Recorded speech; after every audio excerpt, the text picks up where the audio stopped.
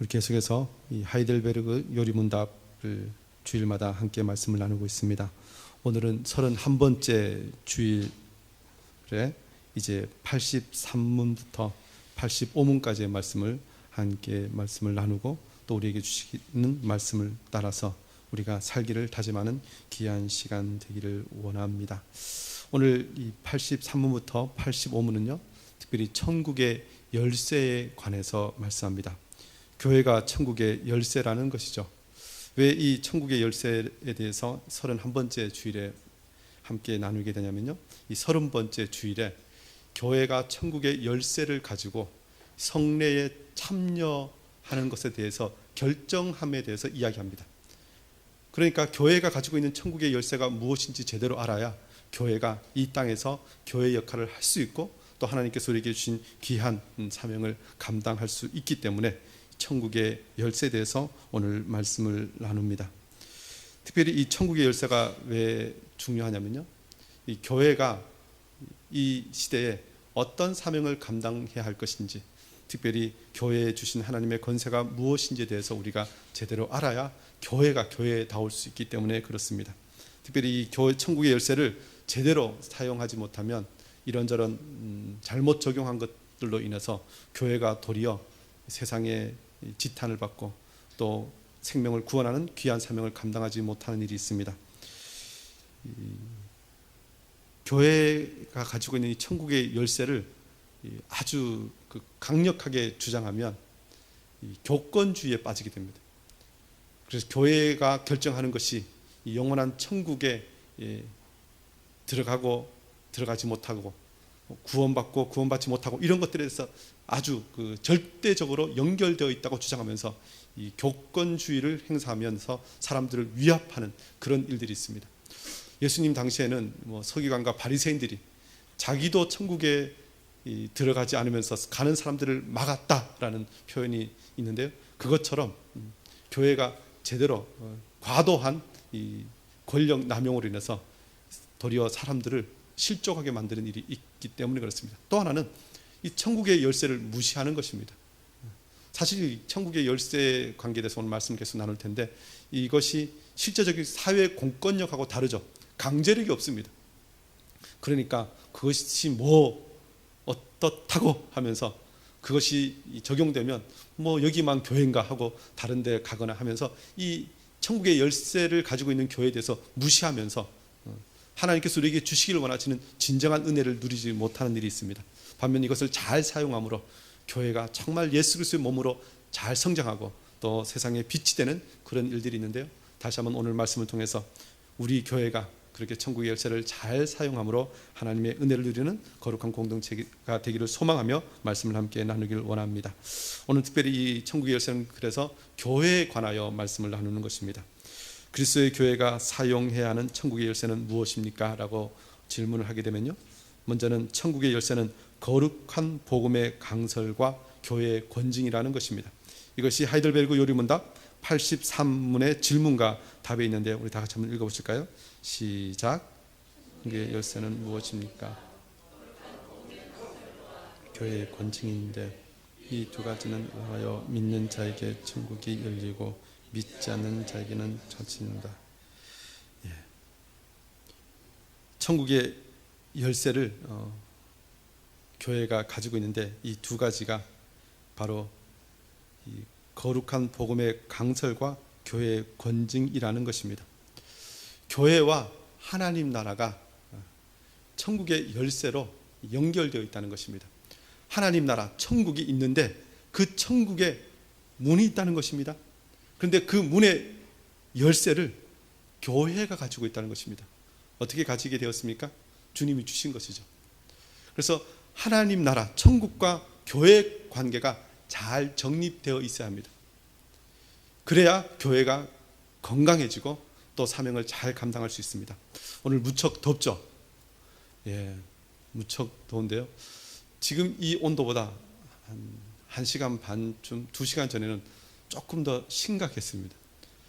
제가 아침에 에어컨을 딱 틀었는데요, 보통 한 10분 지나면 시원해져야 되는데 시원해지지 않는 것입니다. 왜 그러지? 하고 봤는데 뭐 이게 실내기 이 기계들은 작동되는 것이 별 뭐 이상이 없어요. 그런데도 시원하지 않아서 제가 이 옥상에 설치된 실외기를 이렇게 가서 보았더니만 아니나 다를까 실외기 팬이 안 돌아가고 있습니다. 이 실외기가 돌아가지 않으면 이 에어컨이 작동이 되지 않습니다. 사실 이 에어컨에 대해서 잠깐 말씀드리면 에어컨은 크게는 실내기와 실외기가 있습니다. 그런데 거의 대부분 가장 중요한 부품들은 거의 한 4분의 3 정도 되는 부품들은 다 실외기에 있습니다. 중요한 것들은 다 거기에 있습니다. 우리가 비를 맞추고 바람을 맞춰서 참 무시하고 추운 데 갖다 놓고 더운 데 갖다 놓지만 그것이 한 4분의 3 정도로 중요합니다. 밖에 실외기가 제대로 돌지 않으면 실내기가 작동하지 않습니다. 그만큼 실외기가 중요합니다. 그렇다고 실내기가 중요하지 않느냐? 아닙니다. 중요합니다. 에어컨을 켜고 끄는 것은 실내기에 있습니다. 우리가 리모컨을 가지고 켜야 에어컨이 돌아가지 켜지 않으면 안 돌아갑니다. 중요한 것은 실외기에 있지만 실내기가 그렇게 중요합니다. 우리 에어컨 살 때 어떻게 삽니까? 아우 실외기 정말 디자인 좋네 멋있네 하고 사지 않습니다. 이게 기계가 부품이 뭐 들어가 있어 그렇게 보고 사지 않습니다. 벽걸이형인가 천장형인가 뭐 스탠드형인가 요즘은 뭐 에어컨이 또 뭐 제품은 원형으로 또 나오죠. 뭐 사각형인가 동그란 것인가 이 실내기의 디자인을 보고 삽니다. 중요한 것은 실외기에 있지만 실내에 이 모든 것을 보고 물건을 사는 것처럼요. 사실 이걸 보면서 하나님 나라와 교회의 관계가 이것과 비슷하지 않는가 하는 생각이 듭니다. 하나님 나라가 정말 중요합니다. 그것이 실제입니다. 그런데 그 실제를 세상에 보여주는 것은 결국 무엇이냐면 교회입니다. 교회를 보고 사람들은 천국이 어떤 곳이구나 얼마나 좋은 곳이구나 라는 것을 알게 된다는 것입니다. 교회에 전도되어 오는 사람들도요 사실 천국을 보고 오는 것이 아니라 교회를 보고 옵니다. 특별히 교회 성도들이 하나님 나라의 백성답게 살아가는 것을 보면서 나도 저렇게 살고 싶어 라는 마음으로 제일 먼저 교회의 발걸음을 옮긴다는 것입니다. 그것이 시작입니다. 그런 의미에서 교회는 천국을 보여주는 열쇠입니다. 그것을 열고 들어가는 기능을 하고 있다는 것입니다. 그렇게 중요합니다. 하나님께서 교회에 그렇게 천국의 열쇠를 주셨습니다. 정말 중요한 건 따로 있지만 천국이지만 그 천국을 우리가 볼 수 있게 누릴 수 있게 열고 들어갈 수 있는 문의 열쇠를 교회에 주셨다는 것입니다. 저와 여러분이 이렇게 중요한 교회의 구성원이고 또 중요한 교회의 사명을 가지고 있음을 기억하면서 오늘 말씀을 나누기를 원합니다. 오늘 말씀 보면요, 이 천국의 열쇠는 예수 그리스도께서 그의 교회에 주신 것이라는 것입니다. 이 천국의 열쇠는 거룩한 복음의 강설과 교회의 권징인데 이것을 누가 주셨습니까? 예수님께서 그의 교회, 그의 백성들에게 주셨습니다. 이것을 마태복음 16장 16절부터 18절은 이렇게 말씀합니다. 우리 다 같이 한번 읽어보실까요? 시작. 이르되 하나님의 아들이십니다. 예수께서 대답하여 이르시되 바요나 시모나 내가 복이 있도다.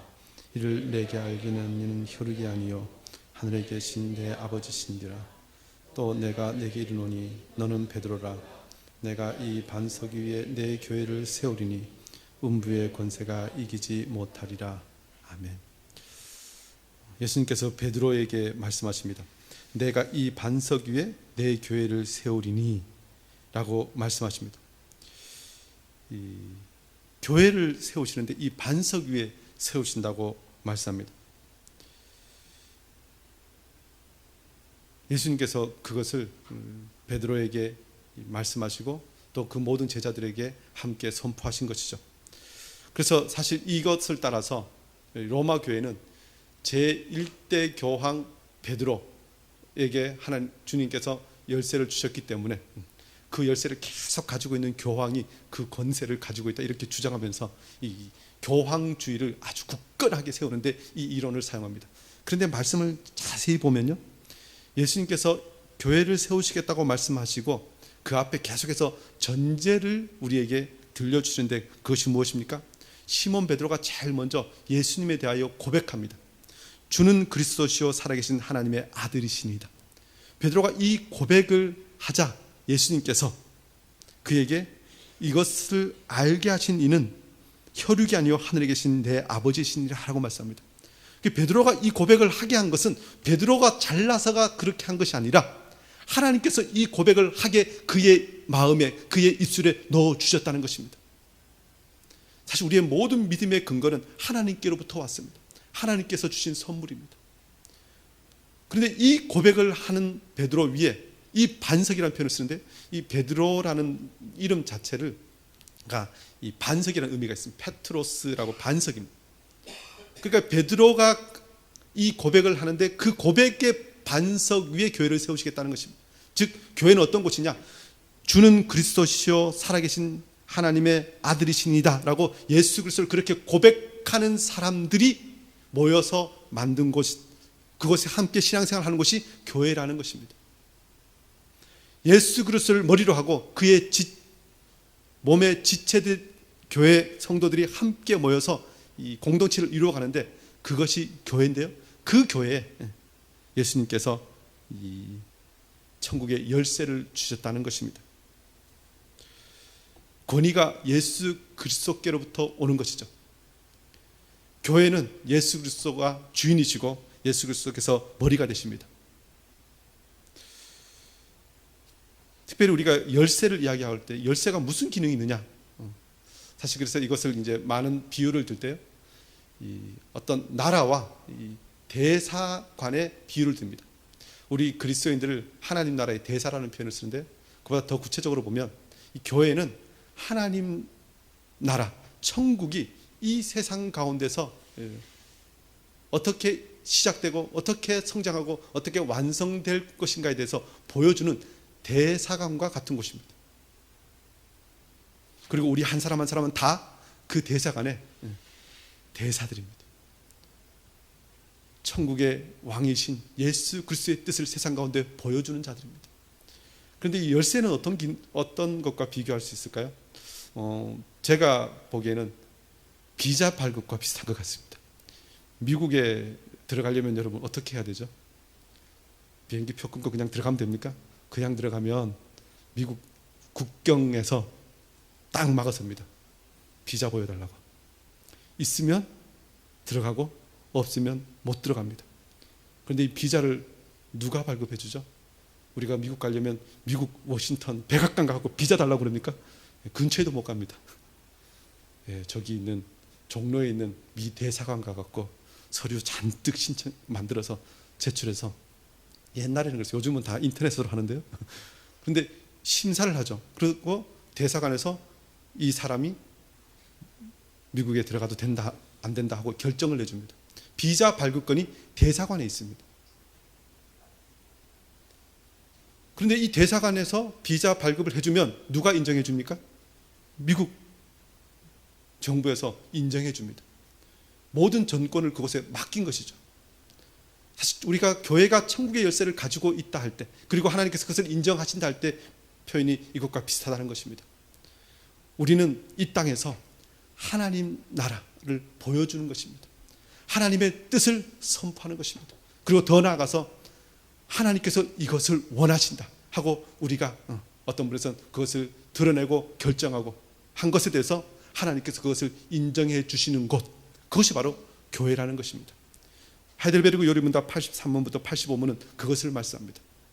우리가 천국의 열쇠를 가지고 있는데 이것을 이 땅에서 어떻게 적용할 것인가, 우리가 교회 공동체를 이루어가면서 이것을 어떻게 잘 선용할 것인가, 그래서 어떻게 맡겨진 사명을 감당할 것인가에 대해서 말씀합니다.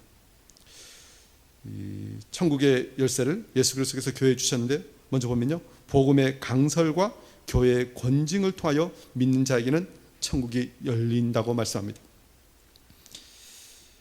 마태복음 16장 19절에 이렇게 말씀하죠. 우리 아까 읽은 마태복음 16장 16절부터 18절 이어서 19절이 나오는데 이렇게 말씀합니다. 우리 다 같이 읽어보실까요? 시작. 내가 천국 열쇠를 내게 주리니 내가 땅에서 무엇인지 매면 하늘에서도 매일 것이요 땅에서 무엇인지 풀면 하늘에서도 풀리리라. 예. 천국의 열쇠를 주님께서 주셨는데 그것이 얼마나 큰 권세가 있냐면 그 천국의 열쇠를 땅에서 작동시키면, 땅에서 매면 천국에서도 매이고 땅에서 풀면 천국에서도 풀리는 그런 놀라운 권세가 있다는 것입니다. 그런 기능이 있다는 것입니다. 그것을 바로 교회에 주셨다는 것입니다. 교회가 그냥 세워진 것 같지만 세상에서는 아무 힘도 없고 아무것도 가진 것 없는 것처럼 보일지라도 온 우주의 왕이신 우리 주님께서 우리에게 천국의 열쇠, 그 문을 들어가고 그 문을 닫고 하는 그 모든 권세를 교회에 주셨습니다. 저와 여러분이 이것을 알아야 할 줄 믿습니다. 우리는 약한 자 같으나 강한 자입니다. 없는 자 같으나 가장 부유한 자입니다. 왜요? 천국의 열쇠가 있기 때문에 그렇습니다. 그만큼 우리는 주님으로부터 사랑받은 자이고 또 큰 사명을 받은 자입니다.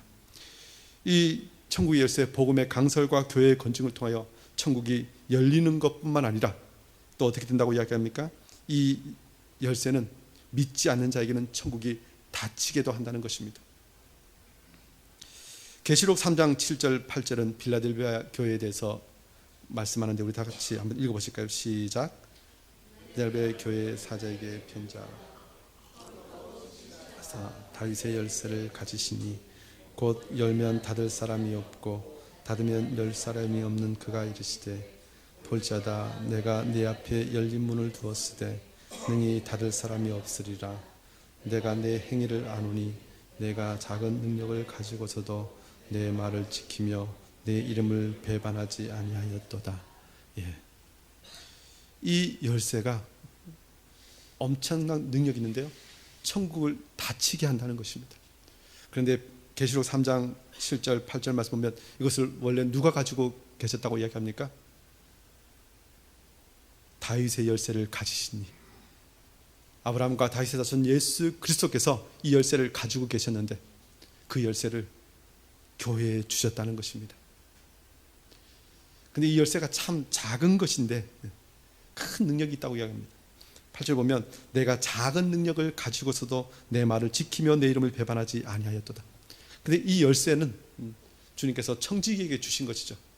주인의 크고 그야말로 좋은 것이 가득 들어있는 그 창고의 열쇠를 청지기에게 주신 것입니다.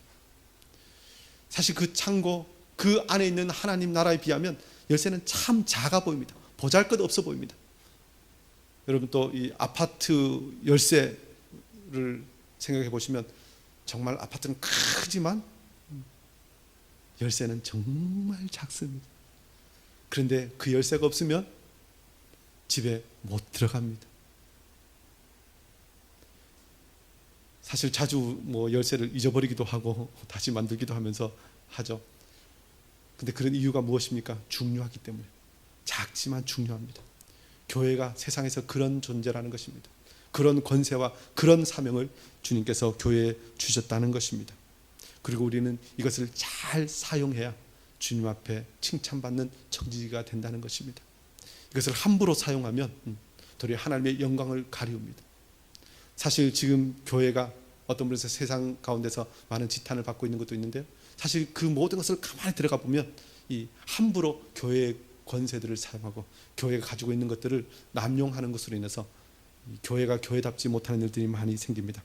그러나 우리는 다시 한번 교회에 주신 이 두 열쇠를 잘 사용해야 합니다. 이 두 열쇠가 무엇이라고 이야기합니까? 하나는 복음의 강설, 설교죠.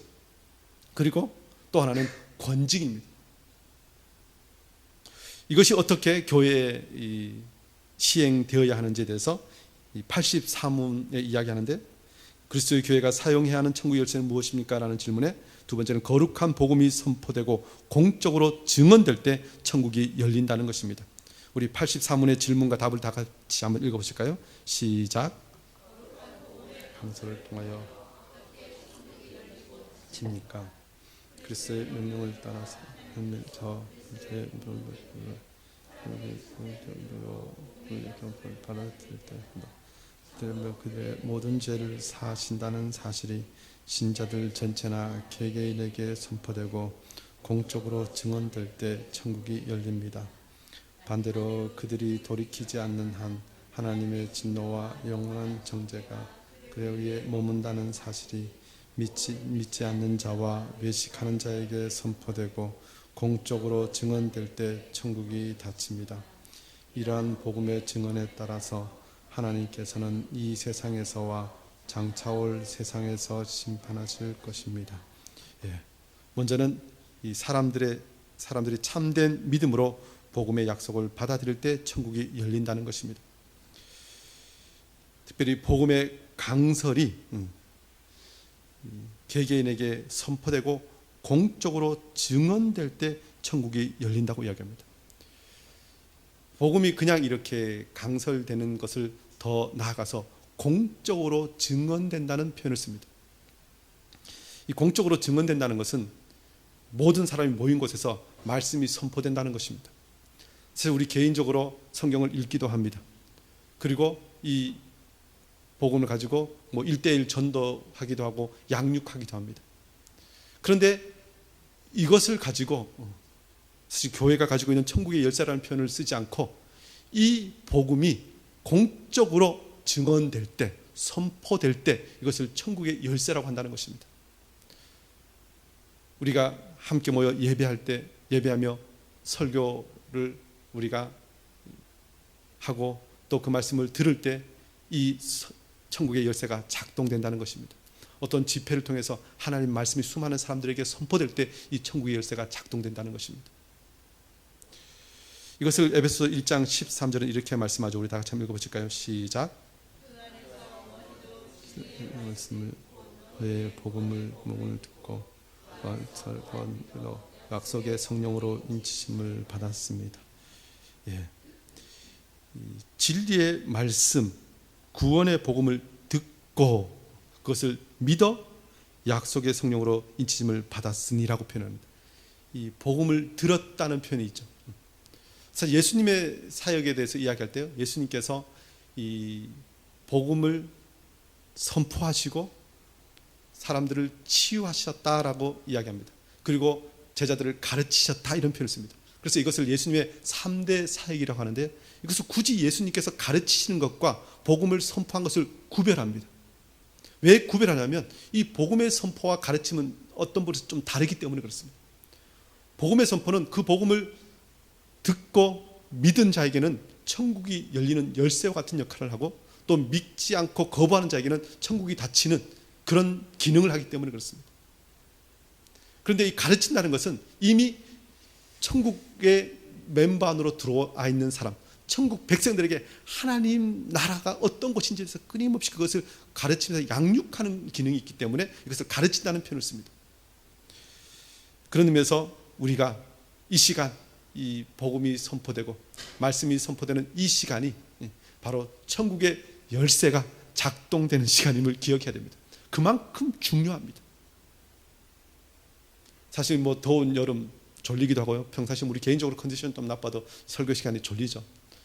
사실 이 목사는 좀 움직이지만 여러분은 계속 그 자리에 이렇게 있는데요.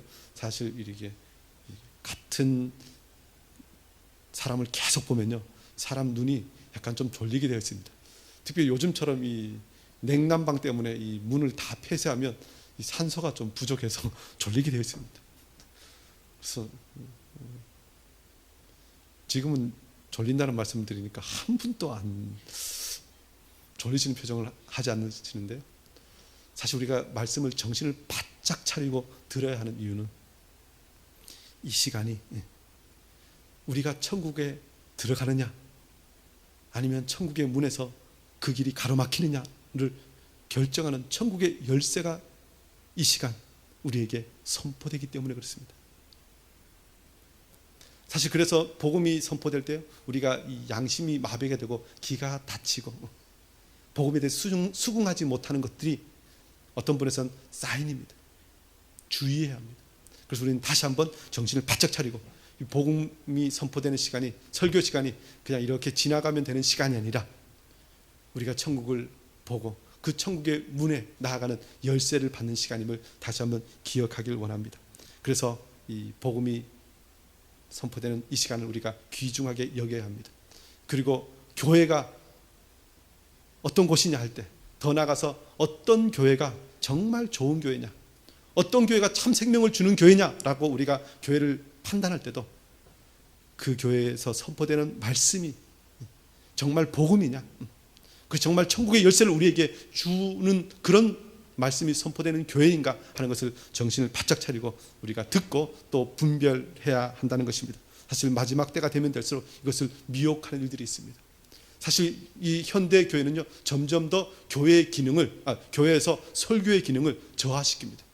교회가 어떻게 부흥되느냐 할 때 교회의 좋은 시스템들, 교육 프로그램들, 뭐 이런저런 많은 이 주변 시설들 하면서 어떤 부분에서는 이 회사의 경영학적인 측면으로, 마케팅적인 측면으로 교회에 접근하는 일들이 요즘 많이 생깁니다. 그리고 사람들은 그것이 좋다고 해서 그것으로 몰려갑니다. 사실 교회가 왜 그런 일을 합니까? 효과가 있기 때문에 그렇습니다. 뭐 그냥 말들으면 약발이 먹혀서 그 일을 합니다. 사람들은 그것이 더 어떤 분에서는 익숙하기 때문에 그것을 쫓아갑니다. 그런데 교회가 천국의 열쇠를 가지고 있다 할 때는 바로 복음의 강설이 제대로 시행되어야 한다는 것입니다. 진리의 말씀이 바로 선포되는 그곳, 그것이 진정 주님께서 세우시길 원하는 참된 교회고, 또 그것을 우리가 제대로 말씀을 들을 때 우리에게 천국의 열쇠가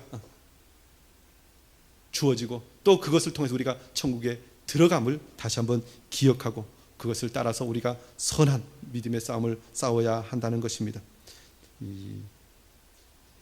그렇게 이 복음의 강설이 중요합니다. 더 나아가서 복음이 공적으로 선포되었음에도 믿지 않는 자에게는 천국이 닫힌다고 말씀합니다. 사실 이게 굉장히 무서운 말씀이죠. 그런데 성경은 무엇을 말씀합니까? 이 마가복음 16장 15절 16절 이렇게 말씀합니다. 우리 다 같이 읽어보실까요? 시작. 이때 너희는 온 천하에 다니며 만민에게 복음을 전파하라. 믿고 세례를 받는 사람은 구원을 얻을 것이요 믿지 않는 사람은 정죄를 받으리라. 헤드로기 요리문답은 그들이 돌이키지 않는 한, 이 돌이키지 않는 한 하나님의 진노와 영원한 정죄가 그들 위에 머문다는 사실이 모든 믿지 않는 자와 외식하는 자에게 선포되고 공적으로 증언될 때 천국이 닫힌다는 것입니다. 진리의 말씀이 공적으로 선포되고 증언될 때 천국이 닫힙니다. 왜 이 예배 시간에 하는 이 설교가 천국의 열쇠라는 표현을 씁니까? 사실 우리가 어떤 사람과 개인적으로 복음을 나눌 때는, 신앙의 토론을 할 때는, 1대1로 나눌 때는 서로에게, A와 B에게 어떤 분에서는 진리의 말씀에 어긋난 내지는 좀 부족한 지식으로 인해서 약간 잘못된 것이 섞여 있는 그런 신앙에 대한 토론을 나눌 수도 있습니다. 그래서 나중에 보면 그게 아니었네, 뭐 내지는 목사님께 물어보자 하고 물어봤는데 내가 알고 있던 것과 좀 다르네, 이렇게 될 수도 있습니다.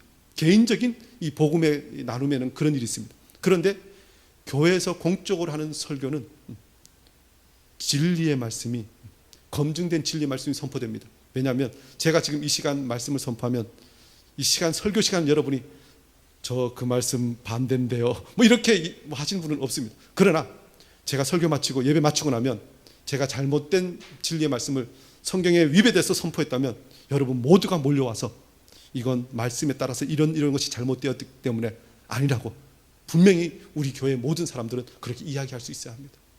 그래서 이 공적으로 선포된 설교는 진리의 말씀, 성경에 입각한 주님께서 우리에게 주신 그 복음에 합당한 말씀을 선포한다는 것입니다. 그래서 이것이 선포될 때 이것을 듣지 않고 거부하는 자에게, 믿지 않는 자에게, 더 나아가서 속으로는 믿지 않는데 겉으로는 믿어요 하는 외식하는 자에게도 이것이 적용된다는 것입니다. 외식하거나 믿지 않으면 천국의 문이 닫힙니다. 왜요? 복음을 들어도 믿지 않으면 예수 그리스도를 믿지 않는 것이고, 예수 그리스도의 그 구속사역, 우리를 위하여 제사함을 하나님의 그 은혜를 주신 것에 대해서 거부하는 것이기 때문에 당연히 천국에 들어갈 수 없습니다. 그래서 우리는 늘 복음을 듣고 강서를 듣고 우리에게 천국이 주어졌음을, 우리가 때가 되면 그것에 완전히 거하게 됨을 늘 믿고 천국 백성답게 살아야 한다는 것입니다. 특별히 이 권세에 대해서 요한복음 20장 22절 23절에 주님께서 이렇게 말씀하시는데요, 이 말씀을 하시고 그들을 향하사 숨을 내쉬며 이르시되 성령을 받으라. 너희가 누구의 죄든지 사하면 사하여질 것이요 누구의 죄든지 그대로 두면 그대로 있으리라 하신다. 성령을 받으라고 말씀하시고 그의 제자를 한 사람 한 사람에게 너희들이 모든 사람의 죄를 사하면 그들이 사해질 것이고 만약에 사하지 않으면, 그들이 거부하면, 믿지 않으면 사하지 못하잖아요. 그렇게 되면 그 죄가 그대로 있게 될 것이라는 것입니다. 그래서 교회에 대해서 주님께서는 이 천국의 열쇠를 주시고 우리가 이것을 잘 사용하도록 명령하셨다는 것입니다. 더 나아가서요, 하나님께서는 이러한 복음의 증언에 따라서 심판하실 것이라고 말씀합니다. 하이델베르그 요리문답은 이렇게 이것을 정의하죠. 이러한 복음의 증언에 따라서 하나님께서는 이 세상에서와 장차 올 세상에서 심판하실 것입니다.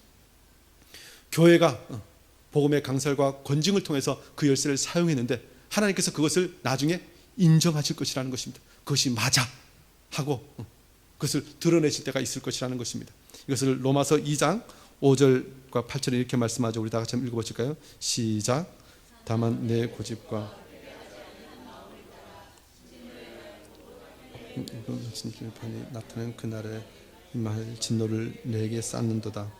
오직 당을 지어 진리를 따르지 아니하고 불의를 따르는 자에게는 진노와 분노로 하시리라. 예. 오직 당을 지어라는 표현은요, 교회 공동체가 말씀을 선포하고 또 권징을 통해서 교회를 치리하는 그 부분에 대해서 당을 지어서 거부하는 것입니다. 그런데 이것에 대해서 때가 되면 하나님께서 진노와 분노로 그것을 갚으시겠다는 것입니다. 진노의 날, 곧 하나님의 의로우신 심판이 나타나는 그날에 임할 진노를 내게 쌓는도다. 사실 교회에서 이 권징을 실시하면요, 끝까지 자기는 옳고 교회의 판단이 틀렸다고 고집하면서 순종하지 않는 사람도 있습니다. 심지어 어떤 사람은 그냥 내 발로 나간다고 교회를 떠나는 사람도 있습니다. 더 나아가서 우리가 교회가 어떤 일을 하면 세상은 그것이 잘못되었다고 도리어 주장하는 때도 있습니다. 사실 이 권징과 교회의 모든 것들은 사회적인 어떤 공권력이 없어서 힘이 없는 것 같죠. 그래서 신앙생활하면서 그리스도인 산다는 것은 자주 억울한 일을 당하기도 하고 참 분하기도 하고 참 참아야 할 일도 있습니다. 지금 당장 하나님께서 번개를 막 때려주셔서 내가 옳다는 것을 말씀해 주셔야 되는데 아무리 하늘을 봐도 번개가 떨어지는 것 같지 않습니다. 그런데 교회가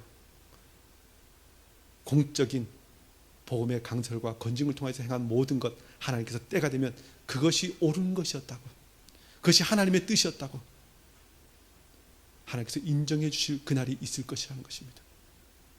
교회의 그 천국의 열쇠를 주셨다는 것입니다. 그래서 저와 여러분은 교회 공동체가 함께 결의하고 또 함께 시행한 모든 것에 대해서 순종하고 또 그것이 하나님의 뜻이고 그 일을 순종하고 나아갈 때 하나님께서 우리에게 주시기를 원하시는 큰 은혜와 복을 누리게 됨을, 더 나아가서 영원한 천국 백성인 증거됨을 다시 한번 기억하는 저와 여러분 되기를 원합니다. 더 나아가서 그리스도의 교회가 사용해야 하는 천국의 열쇠는 무엇입니까? 세 번째는요, 천국의 열쇠인 교회의 권징을 통해서 천국이 닫히고 열린다는 것입니다. 이것을 하이델베르그 요리문답 85문의 질문과 답은 우리에게 이렇게 가르치는데 우리 다 같이 한번 읽어보실까요? 시작.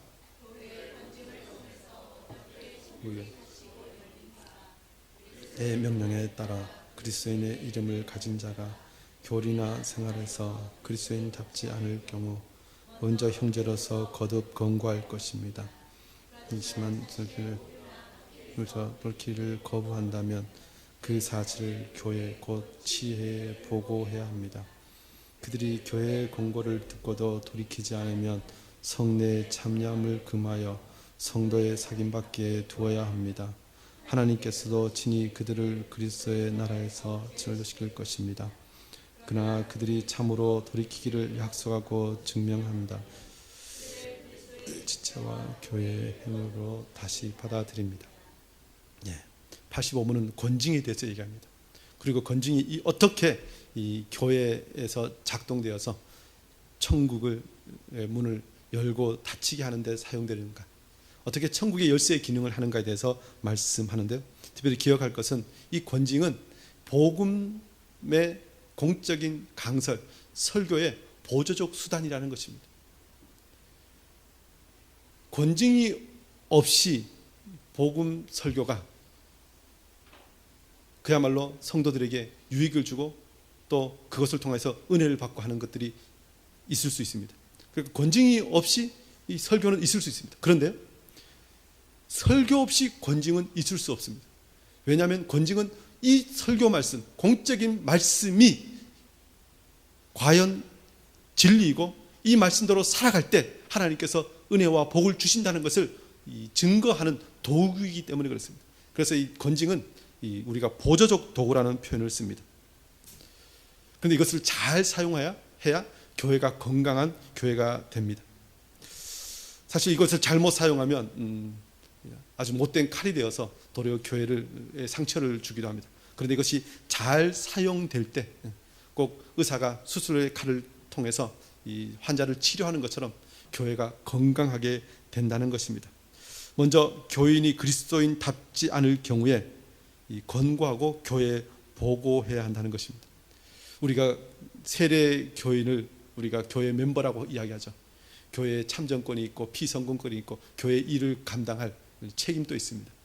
그런데 그 교인이 그리스도인답지 않을 때, 하나님의 말씀대로 살지 않은 것이 드러날 때, 더 나아가서 그가 나는 교회 다닌다 하면서 세상 가운데 사람들에게 손가락질 받을 만한 일들을 할 때 그냥 눈 감아주지 말고 가서 권고하라는 것입니다.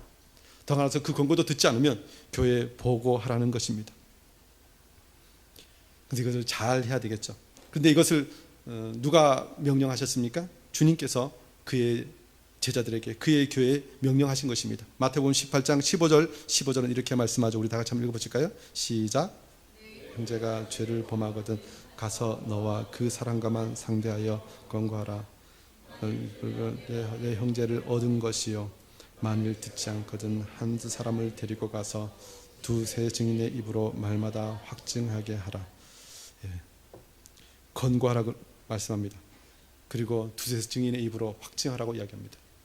그래서 이 권징이라는 말에 한국 말에서는 이것이 어디서 왔냐면요, 권선징악이라는 단어에서 권자와 징자, 여기서 따온 것입니다. 그러니까 선한 것은 권장하고 악한 것은 그야말로 징계함으로 이것을 사라지게 한다는 의미로 권징이 사용됩니다. 그래서 사실 이건 상 주고 벌 주는 이런 의미가 사실 권징이라는 단어에 있는데, 근데 이게 영어에서는 이렇게 쓰지 않고 디서플린이라는 단어를 쓰는데, 이건 훈련이라는 의미가 있습니다. 디사이플에서 나온 단어죠. 그래서 이걸 훈련시키기 위해서, 그야말로 제자를 제자답게 하기 위해서 사용하는 것이 바로 이 권징입니다.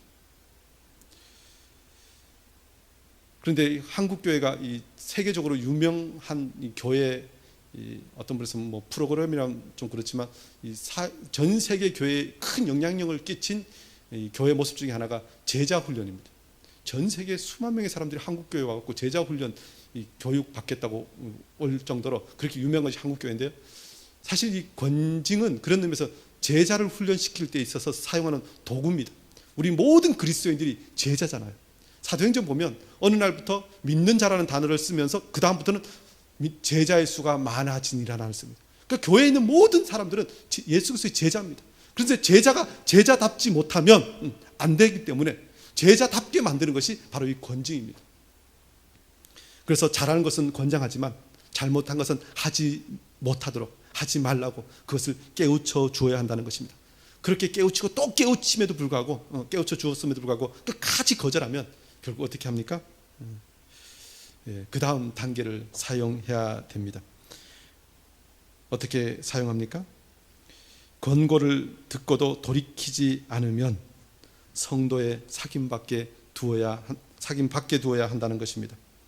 그들이 교회 권고를 듣고도 돌이키지 않으면 성례 참여함을 금하며 성도의 사김밖에 두어야 하며 하나님께서도 친히 그들을 그리스도의 나라에서 제외시킬 것입니다 라고 이야기합니다. 사실 굉장히 두려운 말씀 중에 하나입니다. 그런데 이 말씀을 마태복음 18장 17절 18절에 이렇게 말씀하죠. 우리 다 같이 한번 읽어보실까요? 시작. 그들의 말도 듣지 않거든 말하고 교회의 말도 듣지 않거든 이방인과 세리와 같이 여기라. 진실로 너희에게 이르노니 무엇인지 너희가 땅에서 매면 하늘에서도 매일 것이요 무엇인지 땅에서 풀면 하늘에서도 풀리리라. 예. 한두 사람의 권고 듣지 않으면 교회에 말하라고 이야기합니다. 교회에 말하라는 것은 조금 전에도 말씀드렸지만 교회는 공동체가 함께 말씀을 가지고 이것이 정말 하나님의 뜻인가 아닌가에 있어서 늘 고민하고 기도하면서 그것을 결정하는 이 어떤 무슨 기관이기 때문에 그렇습니다. 그리고 더 나아가서 머리 대신 예수 그리스도께서 그 모든 일을 최후에 결정하실 것을 우리가 믿고 우리가 순종하며 나아가는 것이 교회의 결정입니다. 그런데 이것에 대해서 무엇을 이야기합니까? 계속해서 마태복음 16장에 했던 말씀을 또 합니다. 너희가 땅에서 매면 하늘에서도 매일 것이요 무엇이든지 땅에서 풀면 하늘에서도 풀리리라. 하나님 나라의 그 신적 권위를 교회에 주셨다는 것입니다. 위임하셨다는 것입니다. 교회의 지도를 끝까지 거부하면 어떻게 합니까? 그래서 교회의 마지막 이 권징의 마지막 단계는 보통 단계는 지난주에 말씀드렸던 것처럼 보통은 수찬 정지입니다. 성례에 참여하지 마십시오라고 하는 것인데 그래도 듣지 않으면 이 교회 직분을 어떤 면에서는 중지시킵니다.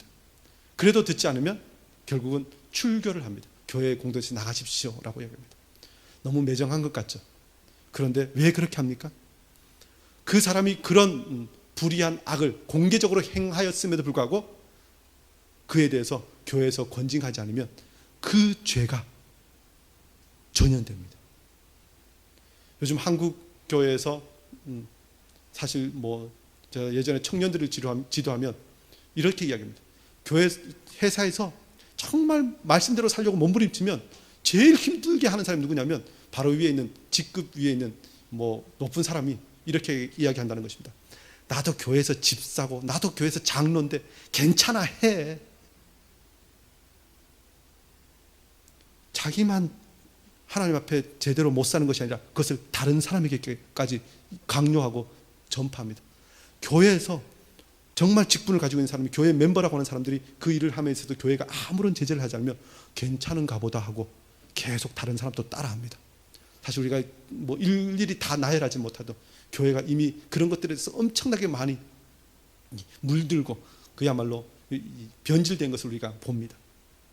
그래서 우리는 좀 매정한 것 같아도 아파도 사람과의 관계가 좀 이상해지고 심지어 원수처럼 되는 관계가 될지라도 단호하게 그 일에 대해서 제재를 해야 됩니다. 왜요? 생명과 관계되기 때문에 그렇습니다. 이 땅에서뿐만 아니라 영원한 생명과 관계이기 때문에 우리가 권징을 시행하는 것입니다.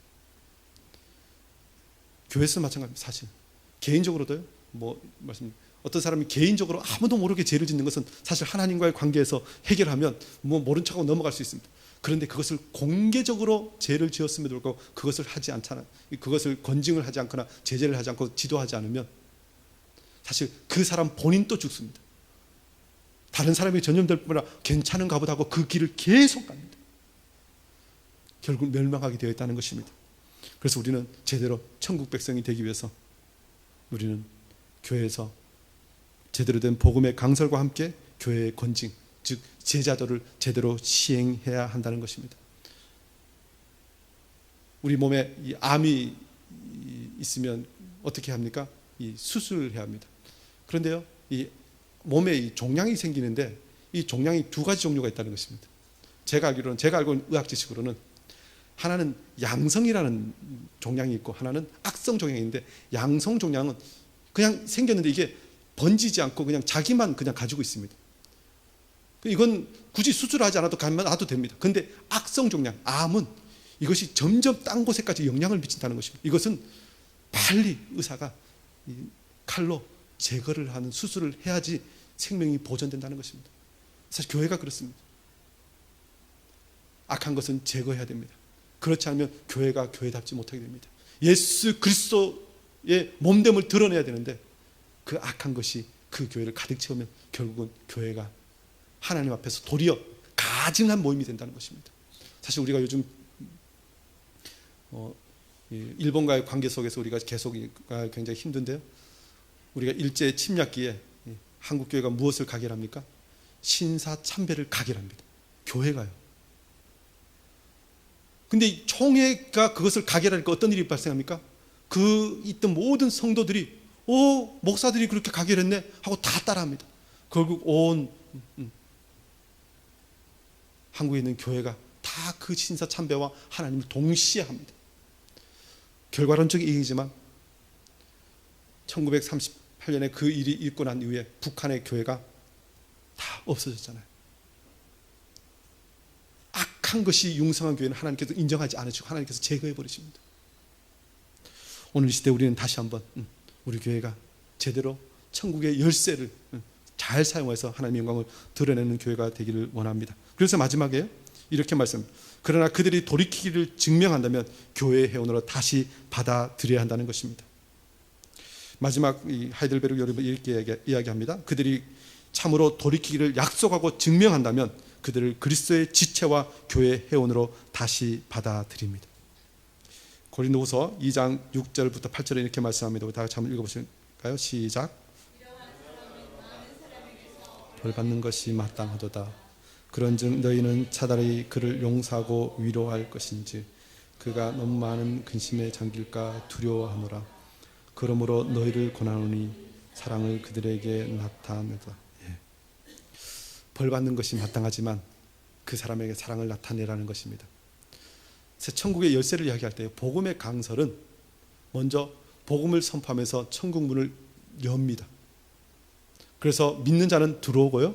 그리고 믿지 않는 자에게는 천국 문이 닫힙니다. 그래서 복음의 강설은 천국 문이 열리고 닫히는 역할을 하는 열쇠라고 이야기합니다. 그런데 권징은요, 끝까지 회개하지 않으면 교회 밖에서 출교하는 것이죠. 이 천국 문을 닫는 것입니다. 닫는 열쇠라 기능을 하지만 그렇지만 그가 회개하면 천국 문을 열어준다는 것입니다. 그런 의미에서 권징은 닫기 위해서가 아니라 열기 위해서 닫습니다. 잘못되었다는 것을 인식하고 회개하면 천국 문을 열고 다시 들어올 수 있도록 교회는 받아주어야 합니다. 그것이 바로 권징의 역할입니다. 권징은요 또 하나 기능이 있는데요. 무엇이냐면 보통 우리가 어떤 사람이 죄를 지으면 그 사람이 개인적으로 회개해도 그 다음부터 그 사람의 꼬리표가 따라 붙습니다. 저 사람은 그때 무슨 일을 했어. 그 사람에 대해 이야기할 때 끊임없이 이야기합니다. 그 사람 없을 때 밥 먹을 때도 이야기하고 무슨 일 할 때도 그 사람에 대해서 이야기합니다. 그 사람 옛날에 뭘 사기쳤대, 옛날에 무슨 일 했대, 뭐 했대 확 얘기합니다. 그런데요 교회는 권징을 통해서 그것을 막아야 합니다. 교회가 공적으로 그 사람에 대해서 권징하고 그 사람이 회개하고 돌아오면 더 이상 그 사람에 대해서 그 죄를 묻지 말아야 합니다. 왜요? 주님께서 우리에게 죄를 묻지 않으셨는데요. 우리의 죄를 깨끗이 도말하셔서 더 이상 보이지 않게 하셨는데 우리가 주님의 그 사랑과 그 은혜를 받고 그 원칙을 적용받은 사람이 다른 사람에게 그렇게 하면 안 됩니다. 그런 의미에서 권징이 해벌된 사람은, 다시 공동체 안으로 들어온 사람은 우리는 그 사람을 정말 형제와 같이 품어주어야 한다는 것입니다. 그래서 권징은 쫓아내기 위해서 하는 것이 아니라 받아들이기 위해서, 더 친밀한 형제와 자매가 되기 위해서, 더 온전한 예수 그리스도의 몸이 되게 하기 위해서 시행하는 것입니다. 그것이 바로 권징이 가지고 있는 기능입니다. 우리 한강밥성교회가 천국의 열쇠의 기능을 잘 감당하기를 원합니다. 천국이 정말 아름다운 곳임을 세상 가운데 보여주는 그런 공동체가 되어야 할 줄 믿습니다. 그리고 그 천국을 어떻게 들어가는지 우리가 끊임없이 복음을 선포함으로 세상 가운데 천국의 문을 열어주는 교회가 되어야 할 줄 믿습니다. 더 나아가서 우리가 더 천국 백성답게, 예수 그리스도의 제자답게 늘 하나님의 말씀의 지도를 받으며 교회의 공동체의 권면을 받고 끊임없이 예수 그리스도의 제자로 세워지는 거룩한 교회가 되기를 원합니다. 그럴 때 주님께서 우리를 통하여 역사하시고 또 세상에 하나님의 뜻이 드러나며 더 나아가서 우리가 천국에 아직 완전히 이르지 못했지만 미리 이곳에서 천국을 누리고 천국의 영광을 드러내고 예수 그리스도의 은혜를 누리는 복된 공동체가 되시고 또 우리 모든 성도들이 그렇게 하나님의 은혜를 선포하는 거룩한 사명 감당하기를 주 이름으로 축원합니다. 기도하겠습니다.